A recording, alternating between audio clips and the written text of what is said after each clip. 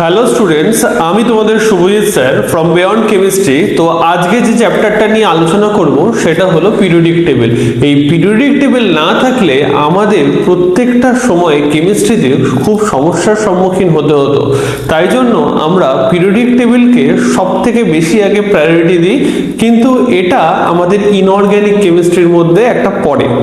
তো সুতরাং চলো আমরা দেখে নিই কেন আমাদের পিরিয়ডিক টেবিলটা প্রয়োজন হলো। তো প্রথম কথা, আমাদের এই পিরিয়ডিক টেবিল শুরু হয়েছিল প্রায় 18th সেঞ্চুরির কাছাকাছি, আর তখনকার সময়ে এলিমেন্ট ডিসকভার হয়েছিল প্রায় 30 এলিমেন্টসের মতো। তারপরে আস্তে আস্তে যখন 1865, তখন প্রায় অনেকগুলো এলিমেন্টই ডিসকভার হয়েছে, প্রায় 55 to 40 এলিমেন্ট ডিসকভার হয়ে গিয়েছে তখন। কিন্তু তখনকার সময় একটা অসুবিধা হতো, সেটা হচ্ছে কি, আমরা কোনো এলিমেন্ট যখন ল্যাবে কাজ করতে যাচ্ছি তখন তার ক্যারেক্টারিস্টিক্স, তার ফিজিক্যাল ক্যারেক্টার হোক বা কেমিক্যাল ক্যারেক্টার হোক, সেটা আমরা বুঝতে পারতাম না। সেই কারণের জন্য আমাদের একটা ট্যাবুলেশন ফরম্যাটের দরকার ছিল। সেই ট্যাবুলেশন ফরম্যাট তো হট করে চলে আসেনি, তো সেটা অনেক এক্সপেরিমেন্টের মাধ্যমে এসেছে। ট্যাবুলেশন ফরম্যাটটা প্রথম যে শুরু করেছিল তার নাম হচ্ছে গিয়ে টবেরিনার। তার আগেও একজন সায়েন্টিস্ট ছিল, তার নাম হচ্ছে গিয়ে ল্যাভাইজার। সেই ল্যাভাইজার কি করেছিল, প্রত্যেকটা এলিমেন্টের যখন প্রায় 9খানা এলিমেন্টকে নিয়ে উনি আলাদা আলাদা করে প্রত্যেকটা এলিমেন্টের জন্য আলাদা আলাদা বই বানিয়েছিলেন, এবং সেই বইতে তিনি লিখেছিলেন তার ফিজিক্যাল ক্যারেক্টার, তার কেমিক্যাল ক্যারেক্টার, তার প্রপার্টিস, এবং যা যা তিনি দেখতে পেয়েছেন বা অবজার্ভ করেছেন তিনি কিন্তু সেখানে লিখে গেছেন। এরপরে যখন ডবেরিনার্স আসে, ডবেরিনার এসে দেখে যে এই আমার বইগুলোতে যখন লেখা আছে, কিন্তু যখন আমি ল্যাবে কাজ করতে যাচ্ছি তখন আমার অসুবিধা হচ্ছে। তো সেই অসুবিধাটা যাতে না হয়, তো সেই কারণের জন্যই তিনি ট্যাবুলেশন ফরম্যাটের দিকে বলেছিলেন, এবং তিনি আরও একটা ল দিয়েছিল, সেটা আমরা আস্তে আস্তে জানার চেষ্টা করব। চলো দেখে নিই ডবেরিনার্স কি বলেছিল। এখানে বলেছিল যে in a triad, what is triad, তিনি এরকম 3টে কলাম করেছিল আর 3টে রো করেছিল। যেহেতু 3, তাই জন্য এখানে নাম হয়ে গেল ট্রায়াড। এটাকে বলছে ফার্স্ট ট্রায়াড কলাম অনুযায়ী, আর এটাকে বলছে হচ্ছে কি সেকেন্ড ট্রায়াড, মানে দুটো দিকেই ট্রায়াড আছে, মানে এদিকেও 3টে এদিকেও 3টে, তাই জন্য কথাটার নাম দিয়েছে ট্রায়াড। তা কি বলেছে, in a triad of elements having similar properties the atomic weight of the central atom was approximately the arithmetic mean. এখান থেকে যেটা বুঝতে পারলাম সেটা হচ্ছে গিয়ে, এই যে ট্রায়াডটা তৈরি হয়েছে সেটা কিসের বেসিসে তৈরি হয়েছে, অ্যাটমিক ওয়েটের বেসিসে। কোনো এলিমেন্টের অ্যাটমের ওয়েট যেটা থাকবে সেটার বেসিসে তৈরি হয়েছে এই ট্রায়াডটা। তো ফার্স্ট দিকে তিনি যেটা রেখেছিলেন সেটাকে বলা হয়, এখানে হচ্ছে গিয়ে মেটালকে রেখেছিলেন, LINAK, এটাকে বলছে কি বললাম, এটাকে বলা হয় মেটাল। আর এইখানে রেখেছিল নন মেটালকে, তাহলে সরি এখানে রেখেছিল হ্যালোজেনকে। তাহলে হ্যালোজেনের মধ্যে কি কি পড়েছিল, হ্যালোজেনের মধ্যে কি কি পড়েছিল, ক্লোরিন, ব্রোমিন, আয়োডিন। আর এখানে নন মেটাল রেখেছিল, তার নন মেটালের মধ্যে কে কে রেখেছিল, তাহলে এখানে রেখেছিল হচ্ছে ক্যালসিয়াম, SR আর BAK। তো এই এলিমেন্ট 3টেকে রাখা হয়েছিল। তো এখানে ফার্স্টের মেটাল যেহেতু রাখা হয়েছে, তাহলে মেটালের ক্যারেক্টার যা যা তার সেইটা অনুযায়ী ফলো করছে, নন মেটাল ক্যারেক্টার ফলো করছে, আবার হ্যালোজেনও ফলো করছে। তো সেই কারণের জন্য বলা হয়েছে that this is the similar properties, these all are show similar properties। এখানে তাদের অ্যাটমিক ওয়েট অনুযায়ী সাজানো হয়েছে। the central atom weight of the central atom was approximately of the arithmetic mean of the weights of the other element। তাহলে এখানে কি বলেছিল তিনি, এখানে এই ট্রায়াডটা কনসেপ্টে এই 3টে কলাম 3টে রো দেওয়ার পরও তিনি আরো একটা কনসেপ্ট দিয়েছিল, যে এটার যে অ্যাটমিক ওয়েট, ফার্স্ট ট্রায়াডটা, ফার্স্টে এটা হচ্ছে কি ফার্স্ট, এটা সেকেন্ড, এটা থার্ড, এই ফার্স্ট ট্রায়াডটার আর যে সঙ্গে এই ফার্স্ট, এটা থার্ড, তো এখানে লিথিয়াম আছে, এখানে পটাশিয়াম আছে, তাহলে লিথিয়াম প্লাস পটাশিয়াম এর যদি অ্যাটমিক ওয়েটটাকে করা যায় তাহলে সোডিয়ামের মিন মানে এর যে মিন হবে, যে ধরে নাও Li এর ওয়েট কত, Li এর ওয়েট হচ্ছে কি 7 আর পটাশিয়ামের ওয়েট কত, এখানে হচ্ছে কি 39, তাহলে 39 প্লাস 7 টোটাল হয়ে গেল কত 46, 46 ডিভাইডেড বাই 2 মিন ভ্যালু বার করতে বলেছে, তাহলে 46 ডিভাইডেড বাই 2 করলে কত আসে আমাদের কাছে, এখানে চলে আসে হচ্ছে কি 23, তাহলে 23 অ্যাটমিক ওয়েটের, তাহলে Li এর 7 হয়ে গেল, তাহলে এটার হচ্ছে কি 39, তাহলে এইভাবে মিলছে। তো সেক্ষেত্রে যদি আমি ক্লোরিনের দেখি তাহলে ক্লোরিনের কত 35.5, আয়োডিনের কত 127, তাহলে 35.5 প্লাস 127 করলে কত হয় 35.5 প্লাস 127 করো, তাহলে 35.5, এখানে 5, এখানে 7, 3 হচ্ছে কি 2, এখানে হচ্ছে কি 5 একে 6, এখানে 162, তাহলে 162.5 যদি ডিভাইডেড বাই 2 করা হয় তাহলে কত আসছে 80, এখানে 81.125, সরি 25, 2 এর হাফ করলে 2.5, ওই 25 আসছে, 125ই আসবে। তো সেক্ষেত্রে এখানে দেখা যাচ্ছে যে এখানে এই 1 পয়েন্ট সামথিং বেশি আছে, তো এখানে ধরে নিলাম 1 বেশি আছে, তো এটা তো মানছে না।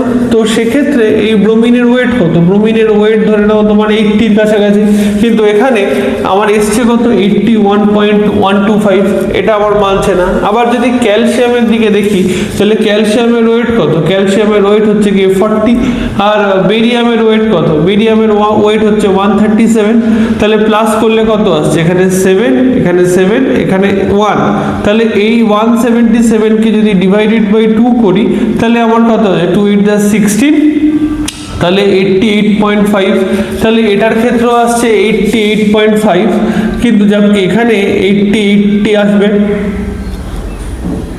কিন্তু এখানে 88 আসবে, তাহলে এখানে আসছে 40, এখানে আসছে 137, তাহলে এটার ক্ষেত্রে 1.5 আর এটার ক্ষেত্রে 1 বেড়ে যাচ্ছে, সরি 0.5 বেড়ে যাচ্ছে।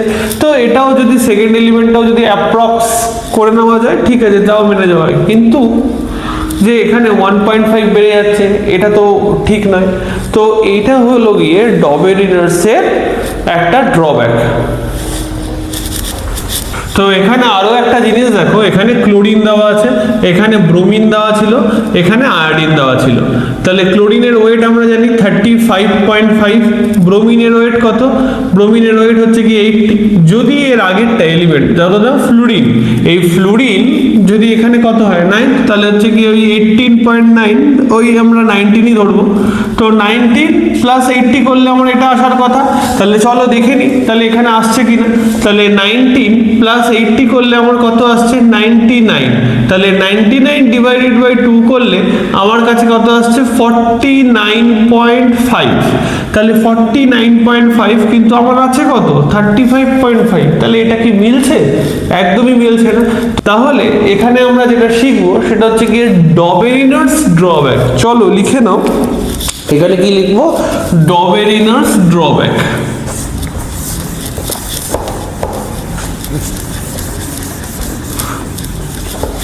তো এখানে আমরা লিখবো হচ্ছে গিয়ে ডবেরিনার্স ড্রব্যাক। তো এই ড্রব্যাকে আমরা ফার্স্ট কি পড়লাম, তাহলে ফার্স্ট পয়েন্ট আমরা কি লিখবো, in Dobereiner's triad, in triad the elements atomic mass, the elements atomic mass possess nearly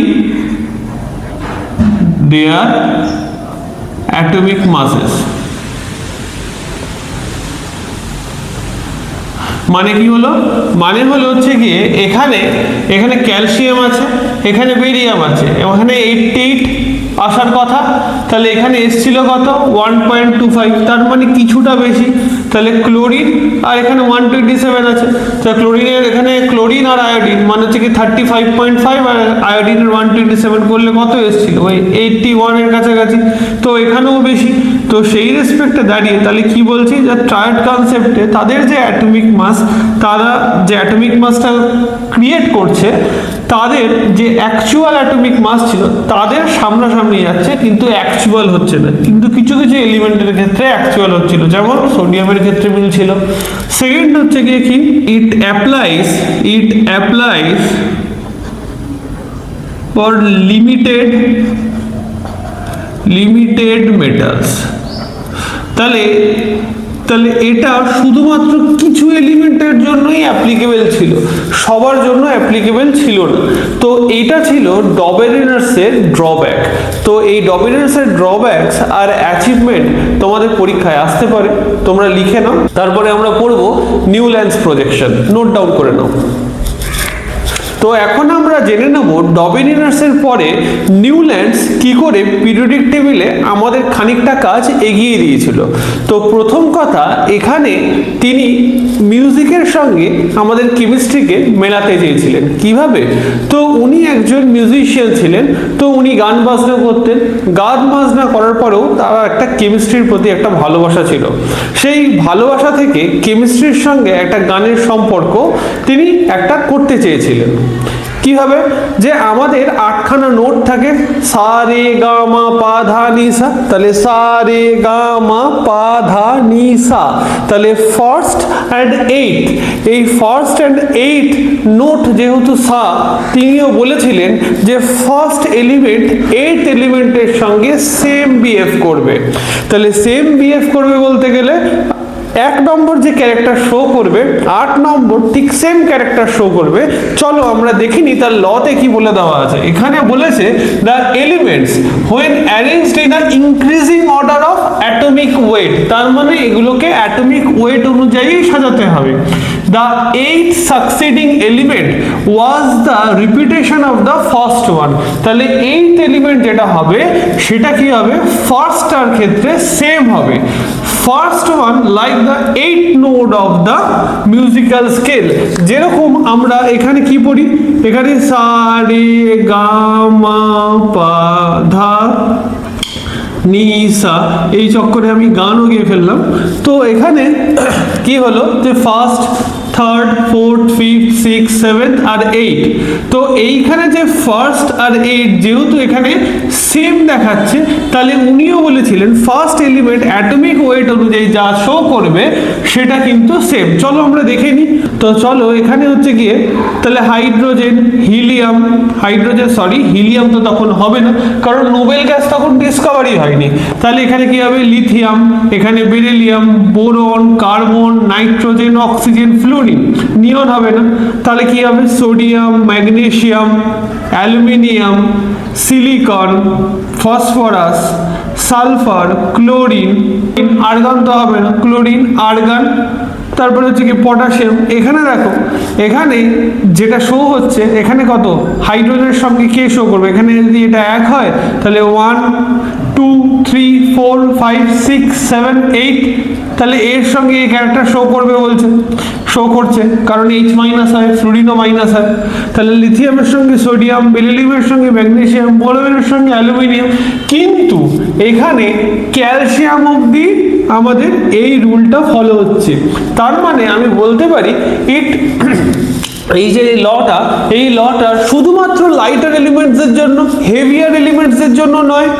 কিন্তু আরও একটা জিনিস দেখা যাচ্ছে যে আমরা যখন পিরিয়ডিক টেবিলে যখন নোবেল গ্যাসকে ইমপ্ল্যান্ট করছি, তখন কি হচ্ছে, নোবেল গ্যাস তার মানে হচ্ছে গিয়ে নোবেল গ্যাস ধরে নাও, এখানে কি হচ্ছে, নিয়নের সঙ্গে যে আর্গনের সম্পর্ক সেটা সমান হচ্ছে না।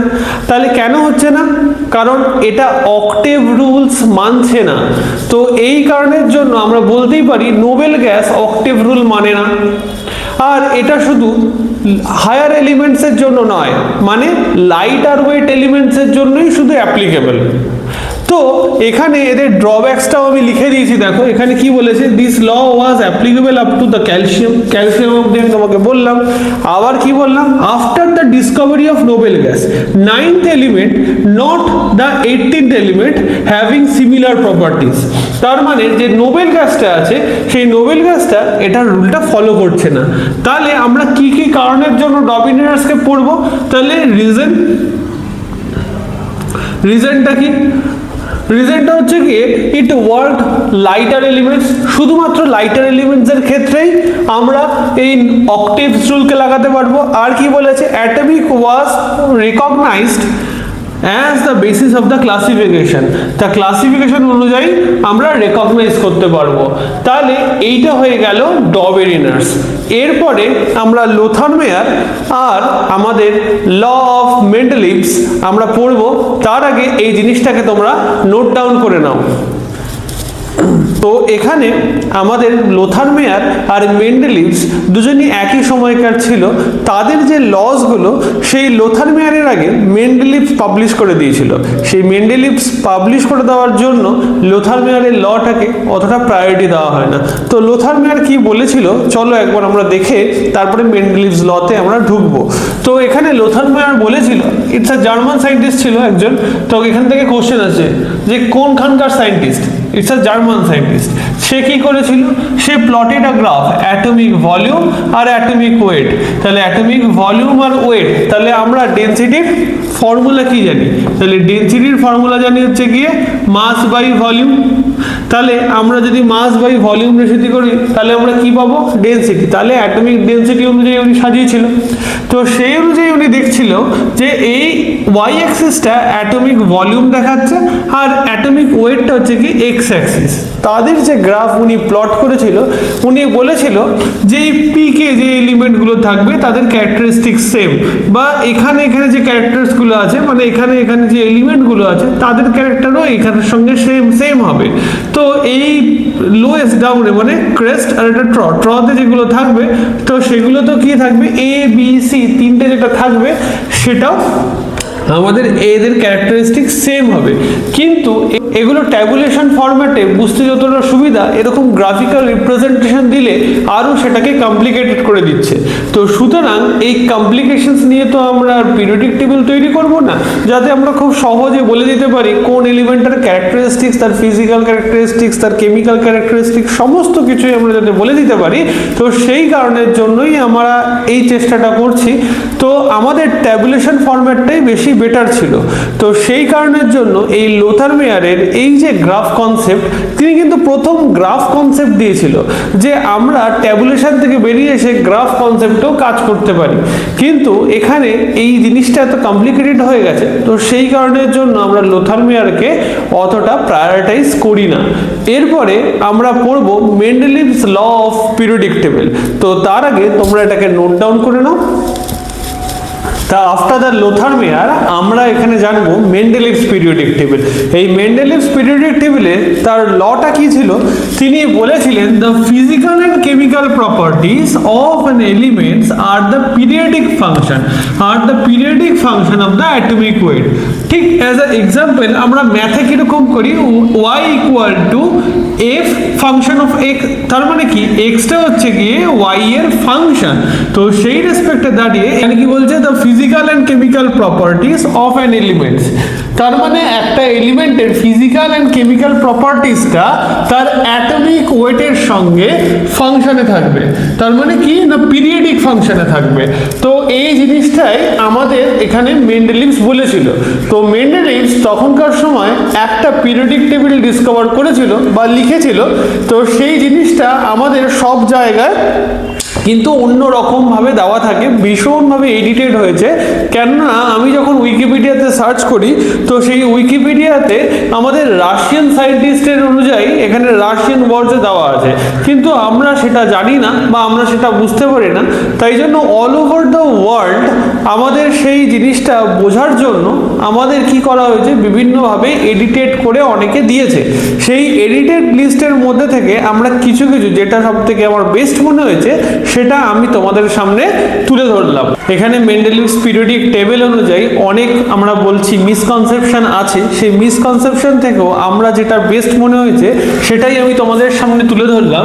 যে এখানে দেখতে পাচ্ছ যে মেন্ডেলিভস পিরিয়ডিক টেবিল কখানা গ্রুপে ভেঙেছিল, 8খানা গ্রুপে ভেঙেছিল আর 7খানা পিরিয়ডে ভেঙেছিল। তাহলে আমরা ভার্টিক্যাল কলম, তাহলে ভার্টিক্যাল কলম কটা দেখতে পাচ্ছি, COLOM ভার্টিক্যাল কলম দেখতে পাচ্ছি আমার কাছে 8টা আছে। আর এখানে হরাইজন্টাল কলম কটা আছে, হরাইজন্টাল কলম আছে হচ্ছে গিয়ে 7টা। তো এই ভার্টিক্যাল কলম 8টা আর হরাইজন্টাল কলম হচ্ছে গিয়ে 7টা। তো এইটা নিয়ে আমাদের পিরিয়ডিক টেবিল শুরু হয়, যেটাকে না আমরা এই ভার্টিক্যাল কলমকে আমরা বলে থাকি গ্রুপ। তখনকার সময় কিন্তু 8খানা গ্রুপ হয়েছিল। আর হরাইজন্টাল কলম মানে হচ্ছে গিয়ে এইটাকে আমরা পিরিয়ড বলে থাকছি। তাহলে এটাকে কি বলে থাকছি, এটাকে আমরা বলে থাকছি পিরিয়ড কত আছে, 7টা। তাহলে এই যে এই জিনিসটা, তাহলে এইটা হচ্ছে কি আমাদের কাছে পিরিয়ড, আর এই জিনিসটা আমাদের কাছে হয়ে গেল কলাম, যেটাকে আমরা বলে থাকছি গ্রুপ। তাহলে রো আর কলাম এই দুটোকে নিয়ে আমাদের তৈরি হচ্ছে গ্রুপ আর পিরিয়ড। তো এইখানে যে জিনিসটা বলা হয়েছে যে এই যে গ্রুপ আছে, সেই গ্রুপকে এখানে দুটো ভাগে ভাগ করা হয়েছে সাব গ্রুপে। তাহলে সাব গ্রুপগুলো কি কি ছিল, সাব গ্রুপ ছিল এ একটা ছিল, আর একটা ছিল হচ্ছে গিয়ে বি। তাহলে এ আর বি সাব গ্রুপের মধ্যে অনেক এলিমেন্ট কিন্তু দেওয়া হয়েছে, কিছু কিছু জায়গা দেখবে ফাঁকা আছে। এবার কেন ফাঁকা আছে সেটাই আমরা আস্তে আস্তে জানবো। তো এইখানে পিরিয়ড, এই পিরিয়ডের মধ্যে 7টা পিরিয়ড তখন ডিসকভার হয়েছিল। তখন আমরা যদি গ্রুপ আর এখানে সাব গ্রুপের মধ্যে যদি ভাগ করতে যাই, তাহলে গ্রুপ আর সাব গ্রুপের মধ্যে ভাগ করলে কি পাওয়া যাবে, তাহলে গ্রুপ বা সাব গ্রুপের মধ্যে যেটা পাওয়া যায় সেটা হচ্ছে গিয়ে সিমিলার প্রপার্টিজ পাওয়া যাবে। তাহলে এলিমেন্টদের মধ্যে সিমিলার প্রপার্টিজ তাহলে কোথায় পাচ্ছি, না সাব গ্রুপের মধ্যে পাচ্ছি। তাহলে গ্রুপের মধ্যে কি পাবো, না এখানে পাবো হচ্ছে গিয়ে সিমিলার ভ্যালেন্সি। তো এই জায়গায় দাঁড়িয়ে এখানে মেন্ডেলিভস অ্যাকচুয়ালি যেটার উপর কাজ করেছিল সেটা হলো হচ্ছে গিয়ে প্রত্যেকটা এলিমেন্টকে দিয়ে অক্সাইডস বানিয়েছিল। তো অক্সাইডস যাদের যাদের সেম ছিল তাদেরকে অনুযায়ী এখানে রাখা হয়েছে। অ্যাজ আ এক্সাম্পল তুমি দেখে নাও, এখানে ক্যালসিয়াম অক্সাইড, ম্যাগনেসিয়াম অক্সাইড। এবার ক্যালসিয়াম আর ম্যাগনেসিয়াম অক্সাইডের ভ্যালেন্সি কি, এখানে হচ্ছে গিয়ে 2। তো সেই কারণে এখানে ক্যালসিয়াম আর ম্যাগনেসিয়াম এখানে আছে। আবার দেখো এখানে Na2O হয়, আবার এখানে কি হচ্ছে K2O হয়। তাহলে Na আর K এখানে এরকম ভাবে রাখা হয়েছে। তার মানে এই অক্সাইডস ফরমেশনের পর ভ্যালেন্সি অনুযায়ী তিনি মেন্ডেলিভস পিরিয়ডিক টেবিল কি করেছিল, মেন্ডেলিভস পিরিয়ডিক টেবিলে গ্রুপকে ভ্যালেন্সি অনুযায়ী সাজিয়ে দেওয়া হয়েছিল, আর সাব গ্রুপকে সাজানো হয়েছিল তাদের সিমিলার প্রপার্টিজ অনুযায়ী। কিন্তু এখানে অনেক এলিমেন্টকেই একসাথে রাখা হয়েছে, এটাও কিন্তু নোটিসেবল। এটা ফার্স্ট এমন একটা জিনিস যেটা কিনা আমাদের এখানে সবথেকে বেশি কেন মেন্ডেলিভস পিরিয়ডিক টেবিল হিট করেছিল সেটা যদি আমি বলতে চাই, তখনকার সময় প্রায় ধরে নাও 63 এলিমেন্টস এর মতো ডিসকভার হয়েছিল। কিন্তু 63 এলিমেন্টসও এখানে কিন্তু মেন্ডেলিভস লিখে দিয়েছিলেন। আর এই জিনিসটা আরো একটা জিনিস অবজারভেবল জিনিস, এই ভার্টিক্যাল মানে হচ্ছে কি তুমি যদি এদিক থেকে এদিকে যাও, পিরিয়ড অনুযায়ী তুমি যদি যাও, তাহলে এখানে লেফট থেকে তুমি যদি রাইটের দিকে যাও, তাহলে লেফট থেকে রাইটের দিকে যেটা গেলে দেখা যাবে সেটা মেটাল থেকে নন মেটালে কনভার্সন হচ্ছে। তাহলে মেটাল থেকে যেহেতু নন মেটাল কনভার্সন হচ্ছে, তাহলে খানিকটা হলেও পিরিয়ডিক টেবিলকে এগোনো গেছে। সেই কারণের জন্য মেন্ডেলিভস টেবিলকে অ্যাকসেপ্ট করা হয়েছিল। তোমরা এটাকে নোট ডাউন করে নাও, তারপরে আমরা নেক্সট টপিকটা পড়বো। এরপরে দেখো, এরপরে আমরা নেক্সট পার্টে যাব। নেক্সট পার্টটা কি বলা হয়েছে, তাহলে আমরা এই যে মেন্ডেলিভ টেবিল পড়ছি, এই মেন্ডেলিভস পিরিয়ডিক টেবিলে কি কি প্রপার্টিজ আছে বা কি কি ডিমেরিটস আছে বা কি কি মেরিটস আছে সেটা আমরা পড়ব। তো ফার্স্ট মেরিট হচ্ছে গিয়ে প্রথম জিনিসই 63 এলিমেন্টকে এই পিরিয়ডিক টেবিলে প্লেস করা হয়েছিল। তো পিরিয়ডিক টেবিলে প্লেস করা হয়েছিল। তো সেকেন্ড হচ্ছে গিয়ে এদের সাজানো হয়েছিল অ্যাটমিক অনুযায়ী, অ্যাটমিক ওয়েট অনুযায়ী, তাদের সিমিলার প্রপার্টিজ অনুযায়ী, সিমিলার প্রপার্টিজ। তাহলে এরা কি, তাহলে প্রপার্টিজ। তাহলে এরা কি তাহলে আমাদের ওই নিউল্যান্ডস অক্টেভ রুল মানছে না? কিন্তু এখানে কেন বলা হচ্ছে এরকম, কেন এরকম করে কেন বলা হচ্ছে?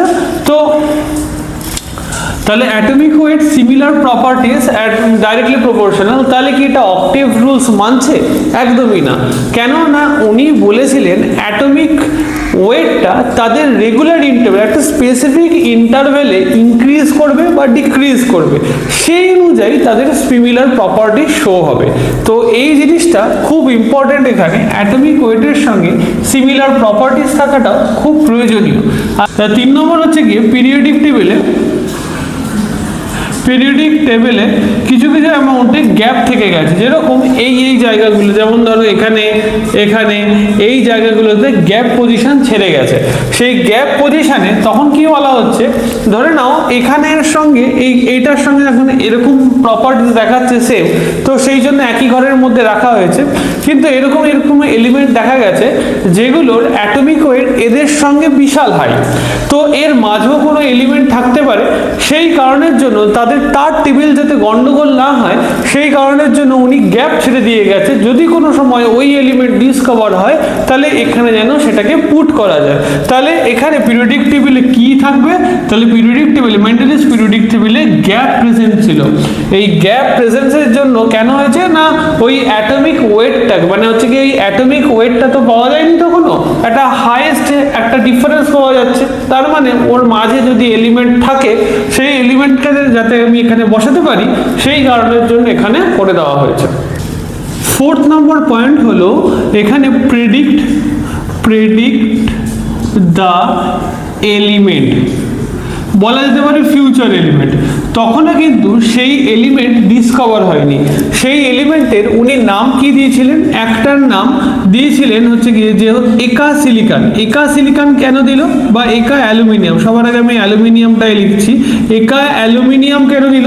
দেখো অ্যালুমিনিয়ামের নিচের দিকে এরকম গ্যাপ আছে, আর সিলিকনেরও নিচের দিকে এরকম গ্যাপ আছে, তাই জন্য এখানে নাম দিয়েছিলেন তিনি একা সিলিকন। তাহলে একা সিলিকন যেটা আর একা অ্যালুমিনিয়াম যেটা, তার আমরা কিছুই জানতাম না জানতাম আমরা প্রপার্টিজ, অ্যাটমিক ওয়েট, কিচ্ছু না, নাথিং, রিফ্র্যাক্টিভ ইন্ডেক্স থেকে শুরু করে কিছুই জানতাম না, কিন্তু তিনি প্রেডিক্ট করে গেছিল। কিন্তু সেটা আজকের ডেটে দাঁড়িয়ে এটাকে আমরা বলে থাকি গ্যালিয়াম।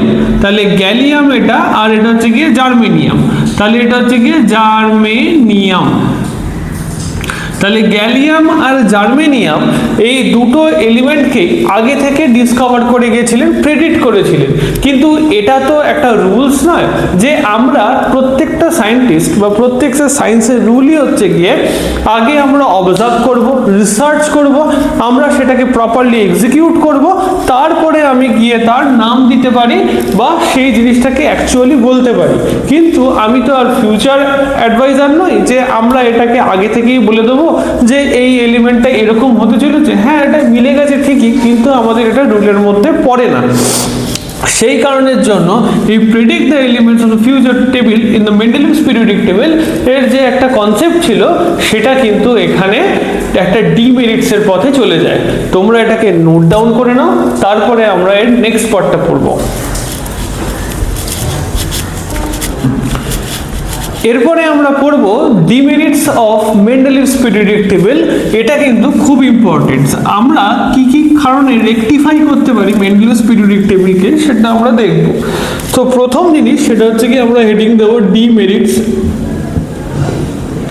তাহলে 1 নম্বর পয়েন্ট, গ্রুপিং অফ ডিসসিমিলার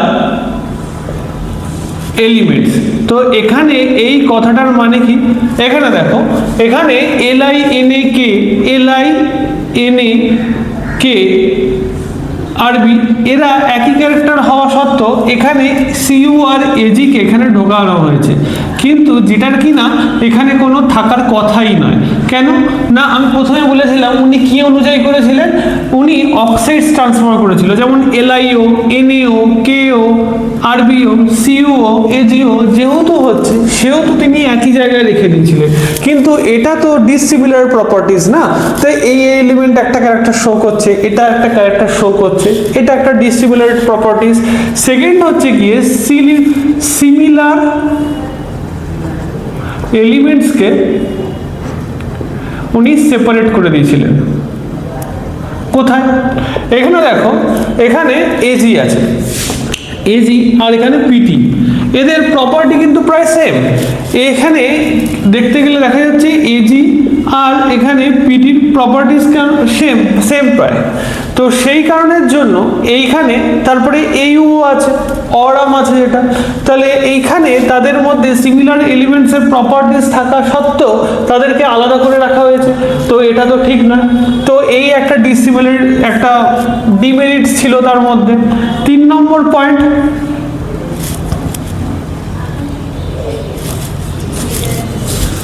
তিন নম্বর পয়েন্ট হচ্ছে গিয়ে আইসোটোপস। তাহলে আইসোটোপস যদি আমি দেখি, তাহলে হাইড্রোজেন হাইড্রোজেন হাইড্রোজেন, এটার ওয়েট হচ্ছে কি 1 2 3। তাহলে উনি কি অনুযায়ী সাজিয়েছিলেন? উনি অ্যাটমিক ওয়েট অনুযায়ী জিনিসটাকে সাজিয়েছিলেন। তাহলে এই তখনকার সময় কিন্তু হাইড্রোজেন কিন্তু ডিসকভার হয়েছিল তাদের আইসোটোপস, কিন্তু এই হাইড্রোজেনকে তিনি আলাদা আলাদা ঘরে রাখলেন না, তাই তো। তো সেই কারণের জন্য এখানে একটা প্রবলেম। তো সেই কারণের জন্য তিনি অ্যাটমিক ওয়েট, মেন্ডেলেভ পিরিয়ডিক টেবিল তৈরি হয়েছিল অ্যাটমিক ওয়েটের উপর বেস করে, কিন্তু তিনি যদি হাইড্রোজেনকে প্লেসই না করাতে পারে এরকম আইসোটোপস দিয়ে, তাহলে সেটার কি মানে? তো এটা হয়ে গেল ডিমেরিটস। আর লাস্ট, যেটা লাস্ট না অনেকগুলো আছে, তার মধ্যে দেখো এখানে নিকেলের ওয়েট যেটা আছে, নিকেলের ওয়েট কোবাল্টের থেকে অনেক কম, তাহলে কোবাল্টের বেশি হওয়ার দরকার, তাহলে কোবাল্টকে নিকেলের পরে থাকা দরকার, কিন্তু এখানে কি আছে দেখো, কোবাল্ট নিকেলের আগে আছে। তো এই জিনিসটা সব থেকে বড় প্রবলেম এখানে একটা। তাহলে এই জিনিসগুলো সায়েন্টিস্টদের প্রবলেম এসেছিল। আরও যেটা প্রবলেম, তিনি তো অ্যাটমিক ওয়েট অনুযায়ী সাজাচ্ছিলেন, তিনি কেন কেমিক্যাল প্রপার্টিজ দেখতে গেলেন? আর যদি কেমিক্যাল প্রপার্টিসই দেখতে হয়, তাহলে অ্যাটমিক ওয়েট অনুযায়ী সাজানোর মানেটাই বা কি? তো এই জিনিসগুলো ছিল হচ্ছে গিয়ে মেন্ডেলিভসের পিরিয়ডিক টেবিলের একটা বড় সড়ো ভুল বা ডিমেরিটস বলা যেতে পারে। ভুল বলবো না, একটা ডিমেরিটস। তো প্রত্যেকেই কিছু না কিছু কাজ করে গেছেন, যার জন্য আমরা আজকের দিনে মডার্ন পিরিয়ডিক টেবিলটাকে পেয়েছি। সেই মডার্ন পিরিয়ডিক টেবিল আমরা কি করে পেলাম আর তার প্রপার্টিস আমরা নেক্সট ভিডিওতে আমরা আলোচনা করব। আর এই ভিডিওটা তোমাদের যদি ভালো লেগে থাকে, তাহলে ফলো অ্যান্ড সাবস্ক্রাইব অবশ্যই করে রাখো, যাতে নেক্সট ভিডিওর আপডেট খুব সহজেই পেয়ে যাও তোমরা। নোট ডাউন করে নাও এটা।